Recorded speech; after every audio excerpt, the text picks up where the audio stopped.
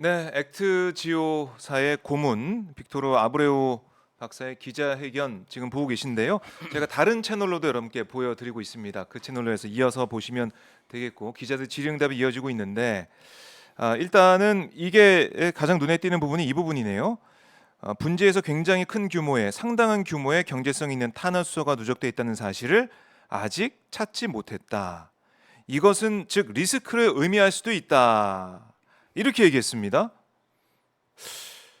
아니 이 물리탐사 결과 뭔가 희망을 볼 수 있었다라는 게 윤석열 대통령의 설명이었는데 그 물리탐사 결과를 내놓은 그 회사의 그 고문조차도 그 회사를 이끌고 있는 사람조차도 리스크가 있다.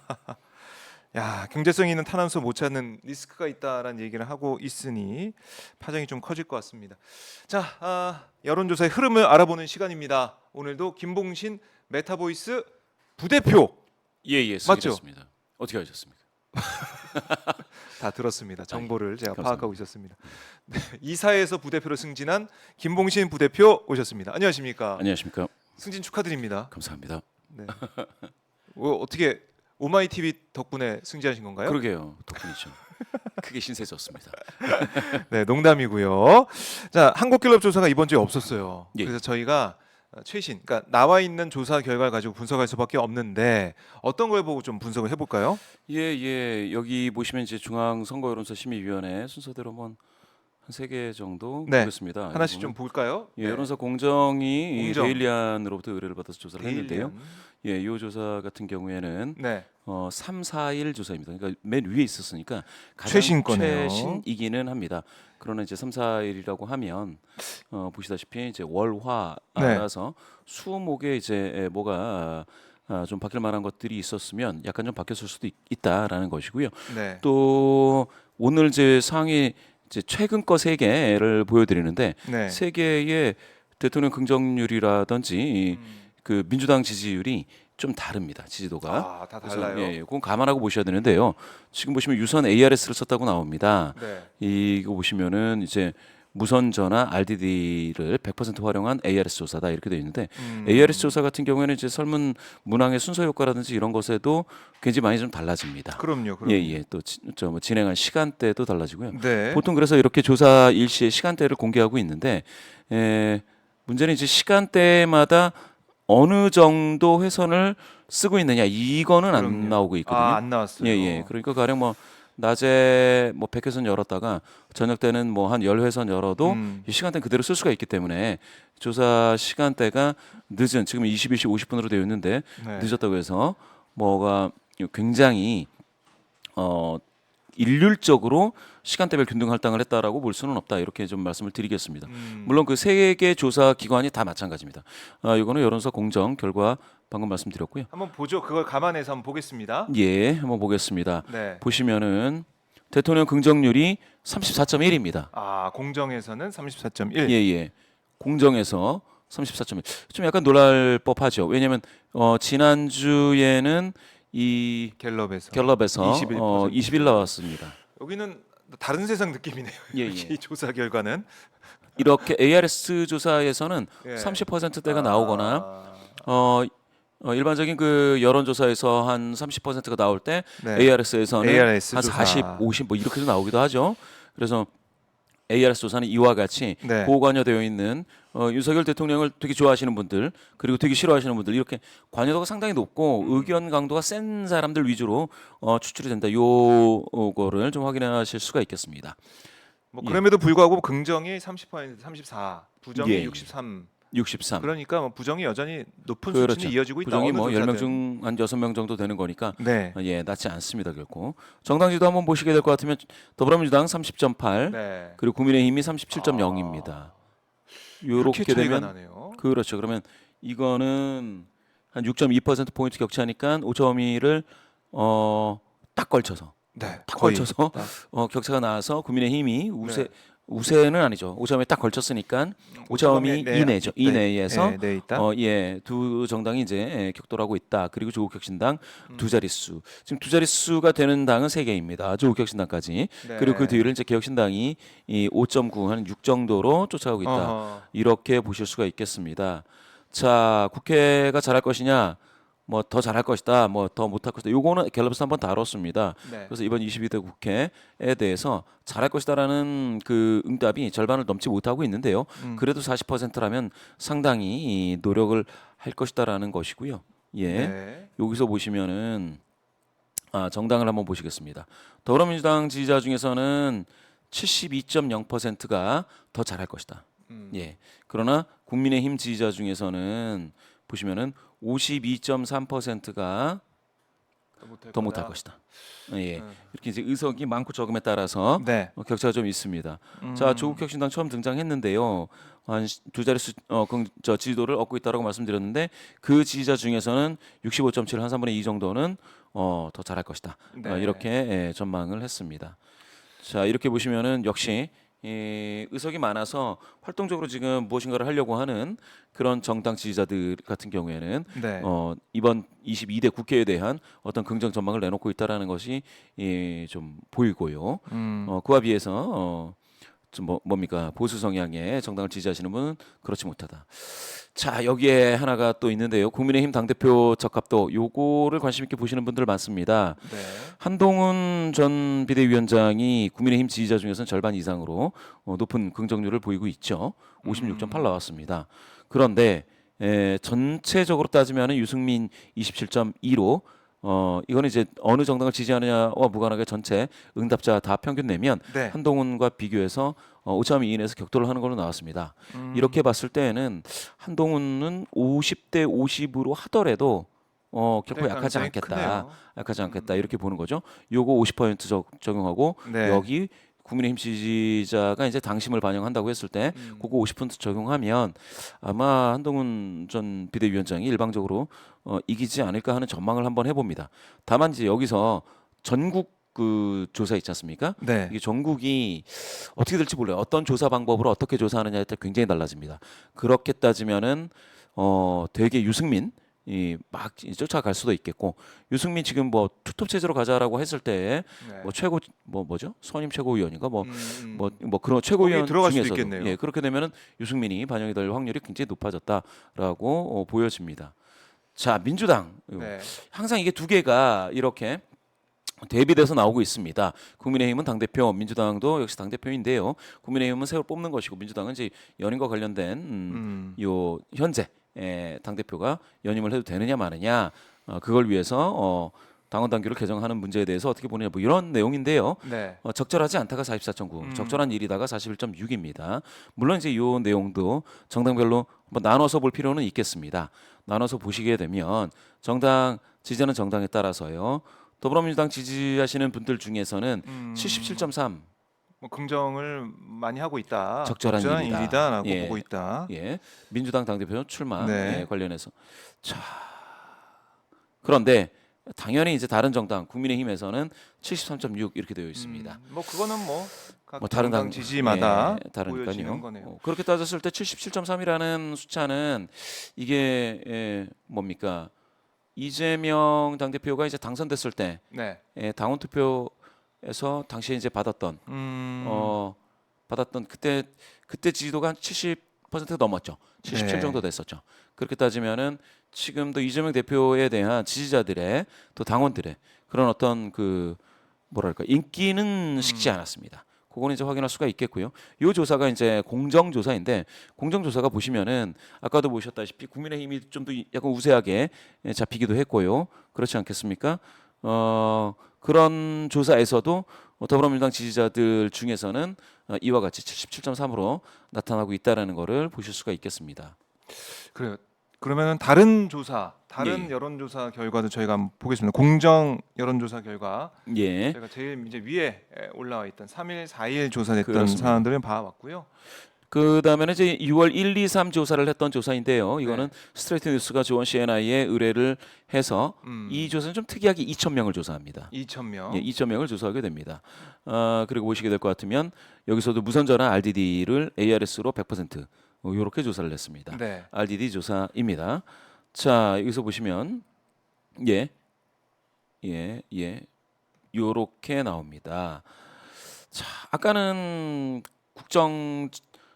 긍정률이 34에 달했죠. 네. 예, 34인데 34가 살짝 넘었습니다. 공정에서는요. 그런데 조원 CNI는 어떻게 되는지 한번 살펴보겠습니다. 같은 ARS 조사입니다. 31.8입니다. 31.8. 조금 낮죠. 조금 공정보다는 좀 낮은데 그래도 이제 30% 초반대입니다.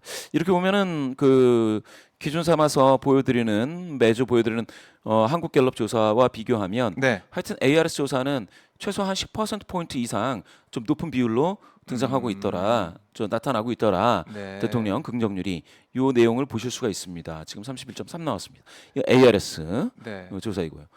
요거를 한번 또 비교해서 세 개 한번 보시겠다고 했는데요.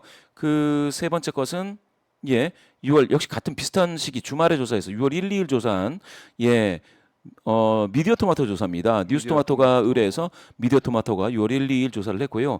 요 조사는 네. 여기서 보시면 셋 중에서 이것만 무선 전화 가상 번호로 썼습니다. 다른 거는 무선 전화 RDD고요. 이건 가상 번호고요. 가상 번호. 셋 다 ARS입니다. 예. 그런데 이 조사에서는 토마토에서는 네. 보시게 될 것 같으면 국정 어디 갔습니까? 국정 나와라 국정.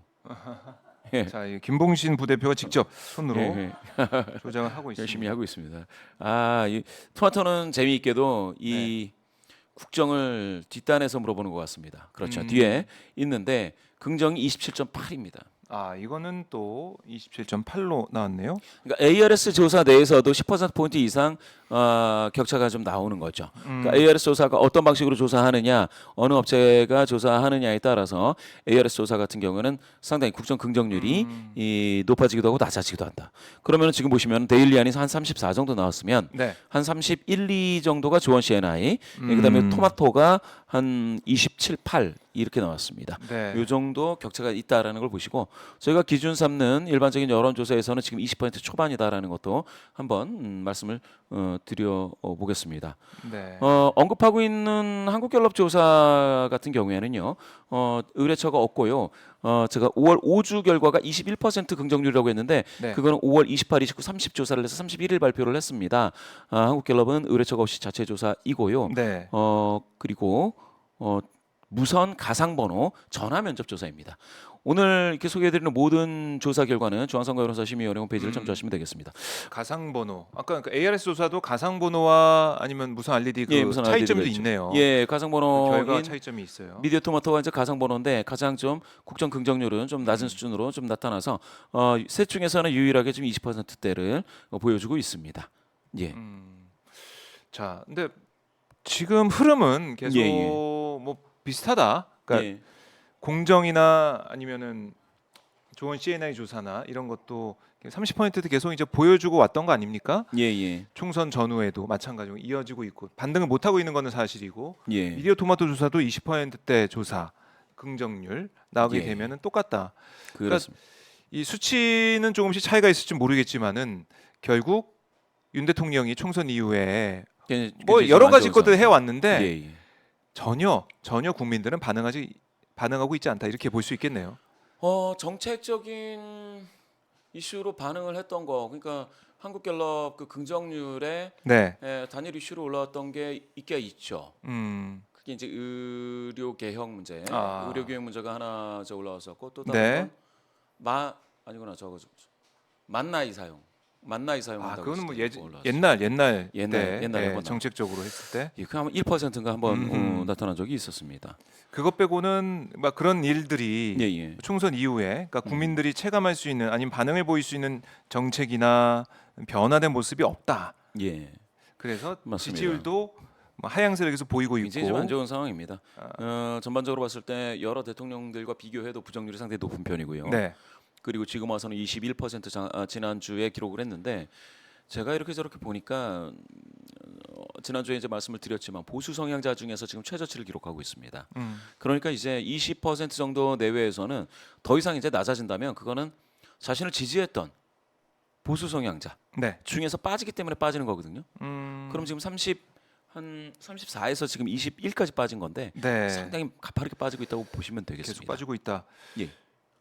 지금 뭐 저희가 이제 다른 채널로도 생중계를 하고 있는데 액트지오사의 기자회견 이 기자회견, 그러니까 윤석열 대통령이 석유 대박 그 꿈을 얘기하고 거기 관련해서 여러 가지 의혹이 불거지다 보니까 액트지오사에서 직접 와서 이제 브리핑을 기자회견을 하고 있는 거, 질의응답을 진행하고 있는데 이 사안은 어떻습니까? 여론에 어떻게 반영될 걸로 예상을 하십니까? 글쎄요, 국정 긍정률을 반등시키는 데 있어서의 재료가 될 수 있느냐라는 걸 가지고 저도 이제 며칠 동안 고민을 좀 해봤는데 네, 언론에서 바라보는 시각이 첫 번째는 이게 해묵은 그러니까 네, 일단 이게 만약에 뭐 산유국의 꿈이라고 한다면 그 꿈을 너무 오래 꿨어요. 지금 이 꿈이 그래가지고 길몽이 될지 악몽이 될지 알 수가 없습니다. 예, 산유국의 꿈이 그런 부분이 하나 있고 지금까지 나타난 성과가 미미하죠. 예. 그리고 만약에 이게 액트지오사가 뭐 아주 굉장히 과학적인 방법론을 적용을 해서 이게 빼박이다. 정말로 아주 큰 대박을 안겨다 줄 것이다. 네, 라고 하느냐면 제가 지금까지 봤을 때는 또 그렇지도 않다. 예. 만약 그렇게 되면 미국에 있는 그 회사들이 벌써 달려왔을 것이고요. 대대적으로 난리가 났을 텐데 외신의 반응도 되게 차갑고요. 그렇게 보면은 지금은 대단할 게 없다. 그리고 이제 결과적으로 대통령이 직접 네, 그 발표했는데 사실 대통령의 메시지는 모든 게 정리된 상황에서 이 최종 결과를 보여줘야 됩니다. 그렇죠. 최종 상태를 보여주고. 도장 찍고 그렇죠. 나서 그렇죠. 해냈습니다, 여러분. 이거. 그렇죠. 맞습니다. 예, 이거는 산자부에 있어서 실무자들이 고민하고 이거 뭐 좋은 게 하나 있다. 그래서 막 희망이 있는 것 같다라고 발표할 만한 것들이 대통령 입에서 나왔다라는 게 대통령 스스로가 되게 지금 되게 안 좋다라는 것을 보여주는 그래서 마음이 급하고 다급하고 그래서 성급하게 실마리라도 하나 있으니까 이거를 한번 가지고 네. 해보자라고 하는 것 같은 느낌을 너무 많이 줘요. 음, 예, 이게 만약에 정상적인 과정이었다면 꾸준히 얘기가 됐어요. 저는 그러니까 차라리 이런 거였다면 네, 7광구 지금 이게 8광구잖아요. 네. 7광구가 대륙풍 저 끝에 머리인데 7광구도 지금 어떻게 그지 될지 않습니까? 몰라요. 예, 일본이. 일본이 예, 7광구를 통째로 대한민국 정부에 갖다 바치겠다. 우리는 그 손 떼겠다. 네. 이렇게 얘기하면 그거는 얘긴 다르죠. 왜냐하면 지금까지 일본이 고집 부리다가 그냥 발을 빼겠다고 하는 거니까. 버티기 하는 거니까 그렇죠. 일본이 버티기 하고 있다가 일본이 가져갈 가능성이 낼름 있는 먹으려고 것이고. 지금 하고 예. 있는데 그거에 대해서 윤 뭐 대통령이. 윤석열 대통령이 뭐 일본하고 친하게 지내려고 노력을 많이 했는데 네. 가서 이것저것 다 들어주고 일본이 원하는 것 하여튼 비율을 다 맞춰주고 결국 7강구로 가져왔다고 하면 얘기는 좀 달라져요. 그런데 꿈쩍도 안 하죠. 그래서 8광구다. 근데 8광구 옆에서 아니 세상에 지열 발전 한번 하려고 하더라도 지진이 나는 판에 그 지진 때문에 얼마 많이 괴로웠습니까? 그렇죠. 많은 분들이 이재민이 되고요. 음. 그거 보상을 못 받아가지고 굉장히 고통스러운 세월을 보내신 분들이 있습니다. 그런 것들을 회고해 볼 때 과연 이게 그러면 대통령이 마이크를 잡을 일인가? 정말로 액트지오가 좋은 방법론으로 거기에 무엇인가를 가능성을 발견했다 하더라도 그건 가능성으로 존재하는 것인데 그러면 뭐 민관 협력해서 우리나라에도 뭐 그 공부하신 교수님들도 있지 않습니까? 오시라고 해서 다 검토하고 검토 끝내고 마지막에 그러면 우리는 이런 걸 추진하겠다라고 하는 그런 거를요 얘기할 수 있어야 된다라는 겁니다. 지금 이게 진짜 제가 아이고 급했구나. 라는 생각이 들 정도로 참 아이고 급했구나. 예 아쉽죠. 이게 또 그 동네에 계신 분들은 또 얼마나 또 뭐 부푼 가슴으로 이렇게 들여다봤다가 또 실망하실 수도 있는데요. 그래서 제가 봤을 때 혹시 이 저 오마이 TV를 보고 계시는 우리 시청자분들께서 5월 8일자 경향신문에 대통령의 메시지 대분석이라는 게 있습니다. 그 뭐 저 뭐 소셜 빅데이터 그러니까 발언한 거 있잖아요. 그거를 그거를 분석을 했거든요. 네. 그래서 정책의 연관어 20개를 주르륵 뽑아갔거든요. 거기 보면 그러니까 4명의 대통령이죠. 네. 윤석열 대통령, 문재인 전 대통령 3명이죠. 문 전 대통령, 박 전 대통령, 이 전 대통령 이렇게 해서 4명을 분석했는데 재미있는 건 보통 우리가 이렇게 형태소 분석을 할 때 명사를 우선 추출하거든요. 거기서 보니까 10개 다 추출했어요. 뭐 형용사, 뭐 동사. 네. 자 여기서요. 제가 그거를 보고 놀랬던 게 뭐냐. 윤석열 대통령만 동사가 안 나와요. 20개 중에 정책과 관련해서. 정책과 관련된 연관어에 문재인 대통령의 발언 중에 정책의 연관어로서 1번이 추진하다입니다.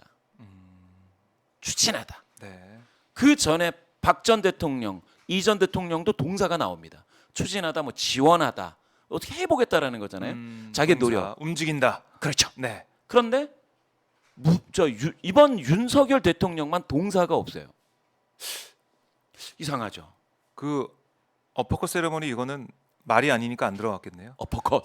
어퍼컷 세레머니. 정책과 관련된 연관이기 때문에 네, 그 진짜 어퍼컷은 없었는데 그걸 보면서 저는 참 묘하다라는 생각을 했습니다. 하고 싶은 게 없나?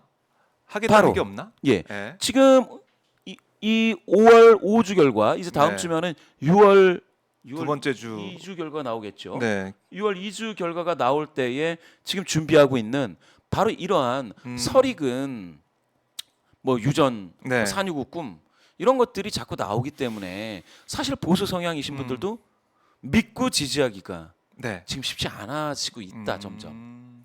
그러니까 정책도 어떻게 보면은 국민들이 납득할 수 있고 정말 바로 되겠구나 이런 생각을 가질 수 있는 정책이 되는데 물론 이 석유도 나오면 좋죠. 얼마나 좋습니까? 좋습니다. 좋은데 과연 지금 이 현 상태에서 대통령이 얘기했다는 건 가능성이 크다라고 믿을 수밖에 없는데 정말 그렇게 믿을 수밖에 없는 상황인가?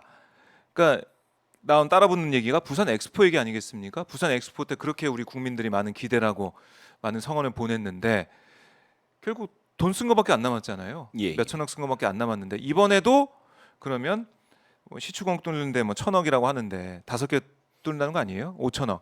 근데 여러 가지 부대 비용 다 더하면 1조 2천억까지 될 수 있다라는 게 지금 민주당에서 나온 얘기입니다. 그러면 이 돈을 써서 실패했을 때 어떻게 할 거냐?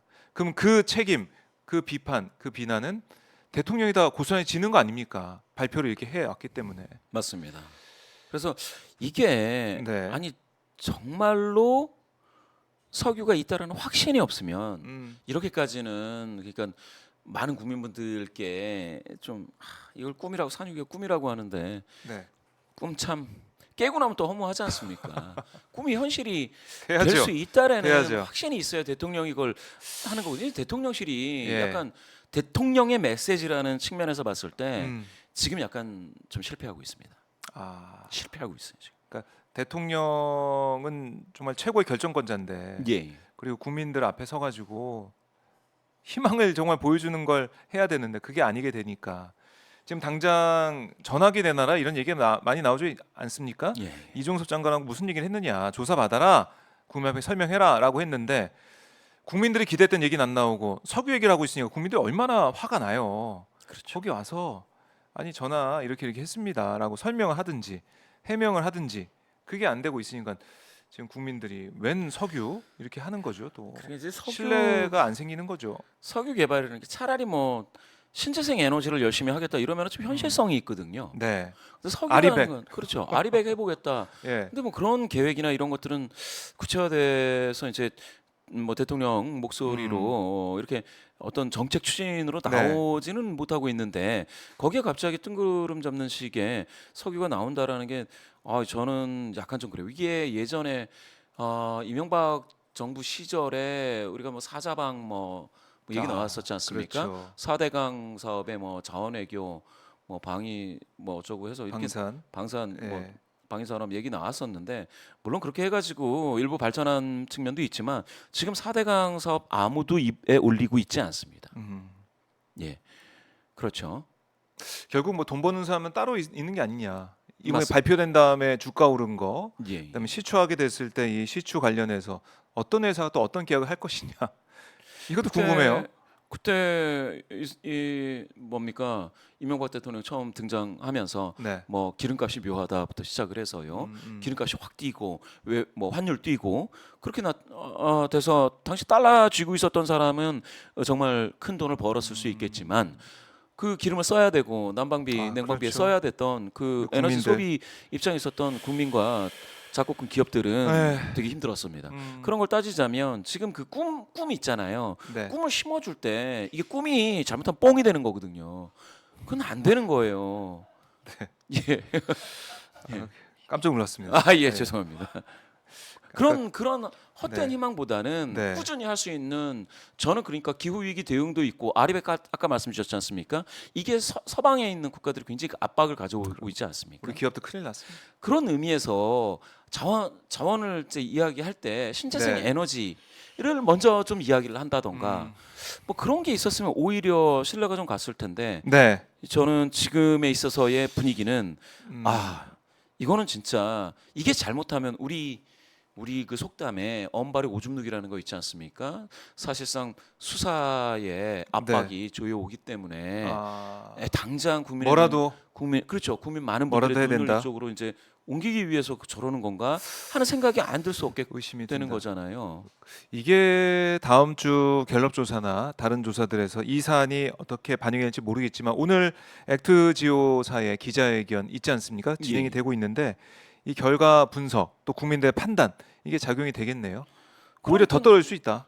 그렇죠. 지지율이. 엑스지오에서 이야기한 골자도 아까 뭐 초입에 말씀 주셨다시피 지금 뭐 또 나온 얘기가 석유는 상당 매장이 추정이 된다라고 하고 가스는 리스크가 있다. 또 이렇게 얘기를 하고 있네요. 자꾸 리스크라는 단어를 지금 강조하고 있는 거는 그 사람도 지금 빠져나가려고 빠져나갈 구멍을 찾는 거지 않습니까? 예. 리스크가 있다라고 했다 나는 네. 이 얘긴데 그러면 리스크가 상존하는 과정에서 왜 자꾸 꿈을 이야기하느냐가 문제가 되는 거죠. 꿈 얘기 이제 그만해야 되고 그렇죠. 깨야 된다. 잠에서 깨야 된다. 해야죠. 이렇게 말씀을 드릴 수밖에 없고. 현실을 봐야 된다. 네. 이거는 저명한 그 에너지 관련, 석유 관련 음. 그 우리나라에 있는 그 뭡니까 전문가 교수분도 네. 그걸 그렇게 계산해서 뭡니까 삼성 시가총액의 몇 배다 이렇게 얘기하는 거는 좀 위험하다.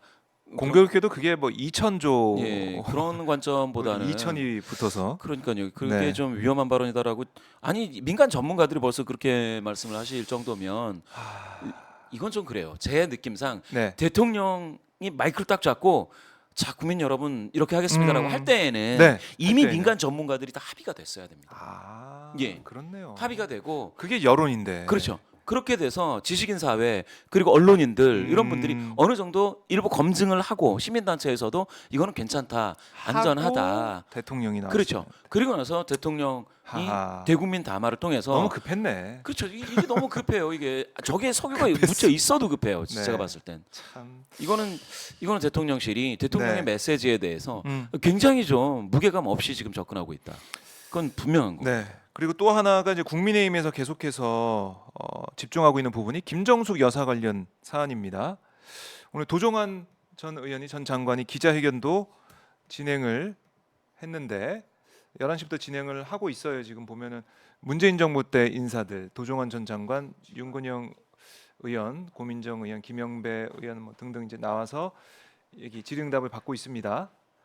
김정숙 여사 타지마을 방문 여기에 대해서 이게 아니 뭐 기내식 그러니까 기내식 포함해 가지고 비용 6천만 원 넘게 들었다. 그리고 이거 셀프로 간 거 아니냐. 뭐 의상 문제도 있고 여러 가지 의혹을 국민의힘에서 제기하고 있어요. 그래서 보도도 많이 되고 있습니다. 그러니까 공방이 벌어지고 있죠 여야 간에. 일단은 문재인 전 대통령도 등장을 했습니다. SNS상에서 막 비판을 하고 있어요. 이게 여론에 어떻게 작용이 될까? 이것도 궁금해요. 이게 윤석열 대통령을 떠받치고 있는 지지층이 뭉쳐서 아 맞아 김건희 여사보다 김정숙 여사가 더 잘못됐어라고 하면서 뭉치면서 지지율이 반등하게 될지 어떻게 예상하십니까? 지금까지 그러니까 민주당 내에 있는 인사들, 민주당의 어떤 시스템 이거에 대한 네거티브가 많았죠. 네. 많았죠. 뭐 카드 문제도 있었고 지금 저 문제도 있고 하는데 이게 네. 그러니까 제가 봤을 때는 대통령 긍정률을 높이거나 하는 데에는 큰 작용을 하기는 어렵고 민주당 지지도를 좀 압박하는 데는 뭐 역할을 할 수 있는데 네. 이미 민주당 지지도가 상당히 지금 압박이 되어 있는 상태이기 때문에 추가적으로 더 떨어질 것도 없다라는 생각은 있습니다. 그래서 아주 큰 영향을 미칠 거는 아니고요. 이런 식으로 물타기를 한다라는 게 네. 사실은 역시 마찬가지로 굉장히 급한 건가? 아 이것도 급해 보인다. 김건희 여사와 관련된 어떤 그런 수사가 이렇게 이제 조여오는 네. 그런 것에 대한 위기감의 발로인가 뭐 그런 생각이 들 정도입니다. 지금 와서 저렇게까지 아니 그냥 이렇게까지 정치 공방을 할 게 아니고 그러면 지금까지 4번의 정부가 있었는데 기내식을 한번 다 까보자. 음. 이러면 간명하게 해결될 문제인데요. 기내식 이거를 문제도. 왜 서로 기내식이 비싸다 싸다 이런 얘기들을 네. 왜 하는지 전 이해가 잘 안 되고 그러면 이번 김건희 여사도 이제 해외 순방 있었지 않겠습니까? 네. 그때 그러면 뭐 안 드시진 않았을 거잖아요. 그렇죠. 다들 드시고 했던 걸로 제가 화면에는 얼핏 예. 뭐 이렇게 좀 멋지게 차려 입고 뭐 이렇게 뭘 드시는 장면들이 나왔거든요. 제가 기억할 때. 그러면 그런 것도 한번 다 비교해 보면 비교해 보면 된다. 아니 그러면 어떤 여행이 아니고요. 어떤 그 순방에서는 네.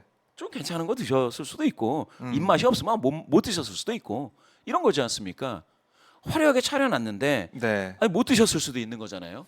영부인들이 3분이 계시구나. 지난 4번에 저 정부에서 네. 아니 그런 것들을 한번 보면 되는 거지. 굳이 이 문제를 가지고 이렇게 정치적인 공방을 할 일이 아니다.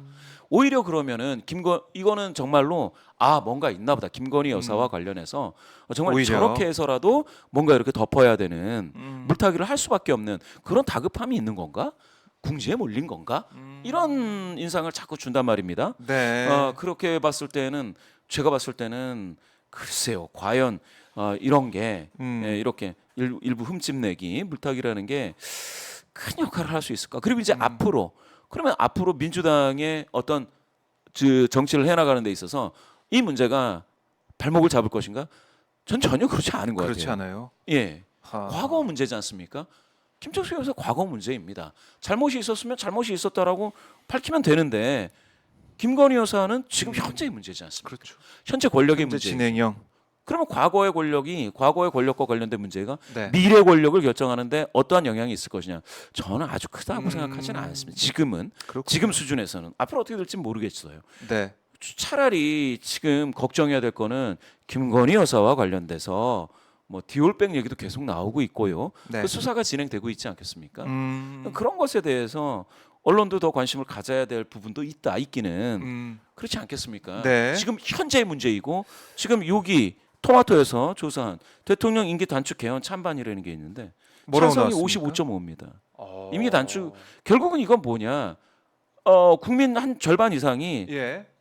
절반이라고 해야 되는 55.5니까 절반 정도가 임기 단축 개헌 찬성한다. 찬성한다라고 대통령 10명 임기 중에 단축. 6명이 찬성한다는 거네요. 예, 반올림하면 6명이지만 네. 아주 면밀하게 따지면 이제 절반 정도라고 해야 됩니다. 근데 반대는 30%보다 조금 많으니까 3분의 1에 딱 고기 3분의 1이죠. 네. 이 정도면 뭐냐? 이거는 어떤 방식이든 임기 단축 개헌이다라고 했는데 탄핵이라든지 하야가 아닌 개헌 방식으로 해서라도 임기 단축을 하는 게 좋겠다라는 의견이 있는 거 아니겠습니까? 그만해라. 뭐 이런 그렇죠. 얘기네요, 이제. 여기 지금 더불어민주당 지지자 중에서는 74.1, 조국혁신당 지지자 중에서는 90.9입니다. 물론 국민의힘 지지자분들 중에서는 19.1밖에 안 되지만 이것도 20%가 된다라는 거는 눈여겨봐야 될 그러네. 지점입니다. 아니 저기 보면은 지역으로 봐서도 예. 대구 경북에서 예. 단축 그렇죠. 찬성한다. 51%. 모든 지역에서 지금 모든 지역에서. 예, 모든 지역에서 반대 의견이 더 높은 지역은 아예 없고요. 야. 지금 보시면은 TK 대구 경북에서 51, 네. 부산 울산 경남에서 52. 이건 민심이 지금 이제 얼어붙어 있는 거거든요. 대통령에 대해서 단축시켜라라는 의견들이 있다라는 거 아니겠습니까? 그리고 연령별로 봐서도 70대 이상만 빼놓고는 그렇습니다. 다 우세해요. 60대에서 지금 절반이 절반이 안 되지만 절반 가까이. 이것도 이제 절반이라고 보통 예. 보는데요. 48.8이 임기 단축해서 개헌을 해라. 야, 이런 의견이 나오고 있습니다. 70대 이상만 좀 남아 있는 것 같은데. 70대 이상에서도 반대 의견이 절반 정도이기 때문에 반대가 압도적인 건 건 아니에요, 아니죠. 찬성 의견도 35.5입니다. 그래서 이게 보면은 이런 여론의 흐름을 알고 있기 때문에 예, 대통령실도 좀 급하다. 급하다. 대통령 특히 대통령 부부 입장에서도 예. 급하기 때문에 급하다. 뭐든지 하고 있다. 맞습니다. 지금 이게 제가 봤을 때는 네. 대통령실은 임기 이런 문제, 단축 개헌 찬반. 이런 문제가 더 급한 현안이다. 임기 단축 개헌. 이게 이 얘기가 안 나오게 꿈도 주고 그렇죠. 자꾸 서기대박 꿈도 주고 시선 돌리기만 계속 이제 또 문재인 정부 때 하시게 있는 얘기하고. 건데, 근데 그렇게 하는 게 지금까지 다 해봤던 거예요. 많은 국민분들이 학습 효과로 네. 이런 내용들을 알고 계십니다. 그 전 정부들도 그런 얘기들이 있었죠. 네. 그리고 뭐 있었는데 과연 그게 그러면 서민의 삶을 되게 삶의 질을 좋게 만들어주는데 무슨 역할을 했는지 이미 다 알고 계신단 말씀입니다. 그리고 지난 정부에 식사한 거 그거 가지고 자꾸 하는 것도 제가 봤을 때 합리적인 방법을 찾아서 빨리빨리 처리해도 된다라는 것이고요. 그런 의미에서 이것도 한번 보셔야 돼요. 네. 이거 이제 조원 CNI에서 자 향후 향후 가계 경제 상황. 경제 상황 전망. 자 나아질 것이다라는 게 없어요. 별로 17%니까 나아질 것이다라는 전망이 지금 누가 나아질 굉장히 거라고 예상을 하겠습니까? 안 좋습니다. 지금 상황이 이래요. 지금 말입니다. 네. 전반적으로 음. 자영업자 그러니까 경기에 민생 경기에 영향을 받는 분들이 굉장히 좀 안 좋아요. 여당에 대한 실망감도 크고 네. 경기 전망도 안 좋습니다. 그렇죠. 지금 이게 전국 조사에서도 마찬가지로 이와 같이 나타나고 있습니다. 또 하나, 자 차기 대권 주자 한번 보시죠. 네. 차기 대권주자 적합도 조원 CNI 조사 결과입니다. 조원 CNN, 이거 많이 이재명 차이가 40일, 나네요. 한동훈 20입니다. 조국 8, 네. 이준석 5.4, 원희룡 5.0. 자, 두 자릿수만 얘기한다면 이재명 한동훈인데요. 2배 차이네요. 41대 20이니까 거의 2배 가깝죠. 이렇게 되면 어허. 자, 이렇게까지도 얘기할 수 있습니다. 네. 이번 윤석열 대통령은 음. 자신의 임기와 관련돼서도 많은 국민분들께서 지금 단축하라는 목소리가 지금 나오고 있는데다가 네. 다음번 정권 재창출에도 실패할 가능성이 너무 높다. 이재명이 될 확률이 한동훈이 될 확률보다 더 높은 상황이다. 네. 이렇게 좀 보신다면 지금은 그러면 무엇으로 이번 정부가 성공한다고 할 수 있을까? 산유국의 꿈? 산육의 꿈. 아니 산육의 꿈도 꿈이지만 이제 걱정되는 게 예. 국지전 터질까봐 이것도 많은 분이 걱정하고 있는 거 아니에요. 그렇죠. 이걸로 보수층을 결집을 시켜서 이제 북한에 대한 북한 악마와 북한에 대한 철저한 대응, 힘에 의한 평화를 외치면서 또 보수 진영, 콘크리트 지지층을 어떻게든 결집시켜서 버텨보겠다 이런 것 같은데 이 여론에 좀 영향이 있을까요? 어떻습니까? 답답하네요. 음. 사실은 북한에서 날라오는 그 오물에 대한 네. 그 책임은 현재 정치권도 같이 져야 된다라고 생각합니다. 음. 예, 여건 야건. 네. 예, 제가 봤을 때는 오죽했으면 북한이 이제 오물을 이제 투척을 하느냐, 이제 뭐 거의 인분 투척 수준이죠. 거기에 대해서는 저는 그 안보와 관련해 가지고 굉장히 불안감이 폭증할 것이다. 그렇게 된다면 어떻게 됐든 간에 평화를 유지하려는 노력을 했어야 맞다. 그런 이제 반작용이 더 크다, 그렇죠. 클 수밖에 없다는 그런 생각이 거네요. 연달아서 물기 때문에 네. 이번 정부에 대해서 좋은 평가로 가기보다 북한이 그렇게 보내는 것에 대한 혐오감이 같이 번지는 거죠. 연상효과에 의해서. 그래서 지금 보면 북한을 그렇게 오물 투척하는 북한을 좋다고 평가할 사람은 없겠지만 네. 그렇다고 해서 그러면 그 오물을 막지도 못하고 평화롭게 막는 것도 아니고 그렇다고 해서 그러면 그걸 어떻게 그 비무장지대나 이런 데서 이걸 어떻게 할 수가 없잖아요. 격추한다라는 게 불가능하단 말입니다. 이게 네. 아니 그러니까 이걸 어떻게 막지도 못하고 평화롭게 막는 것도 아니고 대화로 해결하는 것도 아니고 훈련은 많이 한다는데 F-35를 가지고 훈련을 한다는데 아니 F-35를 가지고도 우리가 못 막지 않습니까? 오물 예. 풍선을. 이 상황을 그러면 어떻게 해야 되느냐. 저는 참으로 답답하다. 정치권 특히 이번 정부가 네. 그거에 대해서 뭐 완전 대결 구도로 지금 가고 있지 않겠습니까? 이런 부분에 대해서는 그리고 오물을 던지니까 북한이 그 오물을 던지는 그 행위를 하고 있는데요. 거기에 대해서 이제 뭡니까? 우리 실사격 훈련을 했습니다 이번에. 예. 실사격 훈련을 했습니다. 전투기뿐만 아니라 폭격기까지 동원한. 그런데 이제 그것과 관련해서도 아니 그러면 우리가 그렇게 F-35를 띄운다고 해가지고 오물을 막을 수 있느냐? 만약에 10배 보낸다면 북한이 이것도 안 되는 거잖아요. 그렇죠. 그 오물에 의해서 실제 이제 피해도 보고 있고 그러면 사실은 대화의 장으로 끌어내서 투척하지 마라라고 네. 얘기를 하고 그러면 우리 쪽에서도 그런 것들을 보내는 거를 자제할 수 있게끔 뭐 하자. 그리고 한국에 있는 민간 단체도 자꾸 그런 거 보내는 거를 그게 이제 법으로 합헌이 됐으니까 어제도 이거 보냈더라고요. 예, 근데 네. 안 보내면 좋죠. 그걸 자제시킬 수 있는 방법을 한번 찾아보겠다라고 한다던가 뭐가 있어야죠. 그런데 이런저런 조치가 아무것도 없이 네. 정말 강대강 주먹 대 주먹 이렇게 해보자.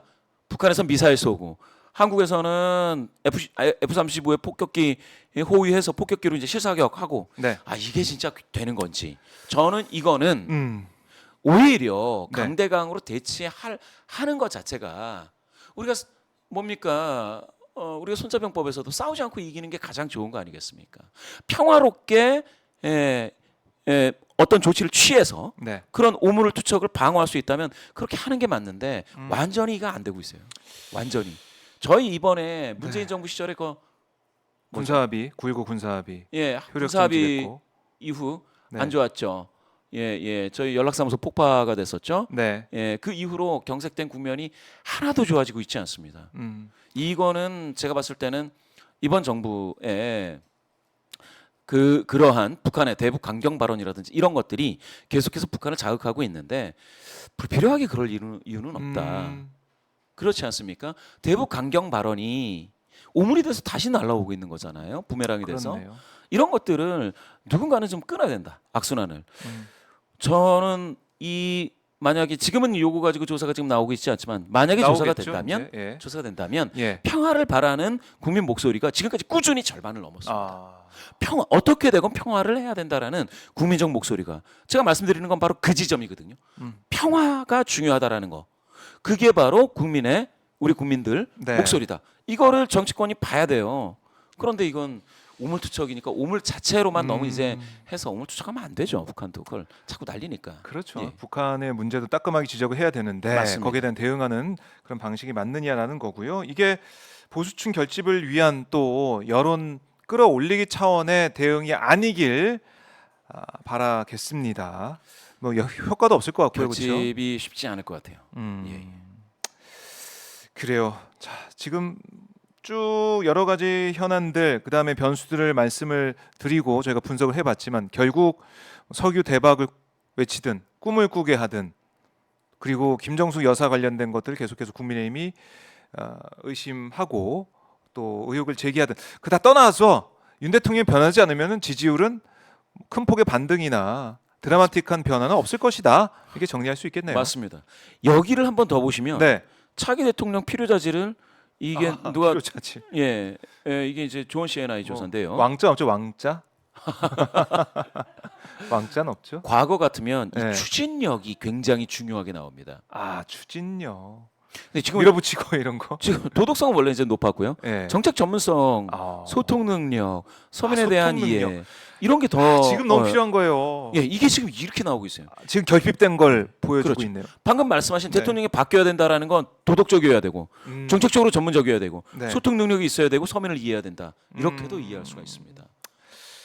자, 이걸 뭐 자세히 보고 지금 정권에서 과연 계속 국민들과 함께 정권을 유지하고 싶다면 이거 자세히 봐야 된다. 그렇죠. 차기 대통령 필요 자질, 이 결핍된 이 부분들을 잘 봐야 된다. 그럼요. 네, 도덕성, 정책 전문성, 소통 능력, 또 서민에 대한 이해 이게 지금 안 되고 있다는 안 얘기죠. 되고 있다는 얘기예요. 예.